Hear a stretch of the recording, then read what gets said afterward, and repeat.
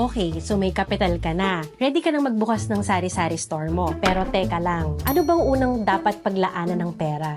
So ER, ano ba dapat unahin? Karamihan talaga ng kapital mo napupunta yan sa stocks. Make sure na yung stock mo parating kompleto. Ang pinakaiiwasan natin is yung may pupunta sa yung suki, bibili, tas walang available. Pag kompleto na yung stocks mo, pwede ka nang maging creative dun sa tinatawag nating mga value-added services. Halimbawa, pwede kang bumili ng takore o initan ng tubig. So yung pancit canton na nabibenta mo ng 14 pesos, 15 pesos, kung lutuin mo siya, lagyan mo ng itlog, ng delata, pwede mong ibenta up to 25, 30 pesos. So, mas malaking kita mo. Yung takore na yun, pwede mo rin siyang gamitin kaysa ibenta mo yung twin pack na kape na 15 pesos. Pwede mo siyang paghiwalayin, tas timplahin mo siya, ibenta mo siya as ready to consume coffee, 15 pesos isa. Itong mga investments ng capital na to, lumalaki yung kita mo. Pero parang may narinig ako. Pero sa'yo ko lang narinig actually. Ano yan? Ano ba yung experiment fund? Ako ina-encourage ko na tingnan nila kung ano ba yung mainit sa community nila, di ba? Tapos maglaan sila ng konting kapital para mag-try ng mga bagong bagay para meron kang extra income. Halimbawa, nakita mo marami kang kapitbahay, maraming alagang aso, pusa, pwede kang mag-try magbenta ng dog food, cat food. Ngayon, medyo mainit. So, kung gusto mo mag-try magbenta ng halo-halo, pang dagdag kita yon. Thank you very much, ER. Tandaan, kahit maliit ang puhunan, kung alam natin kung paano ito gagamitin, malayo ang mararating ito.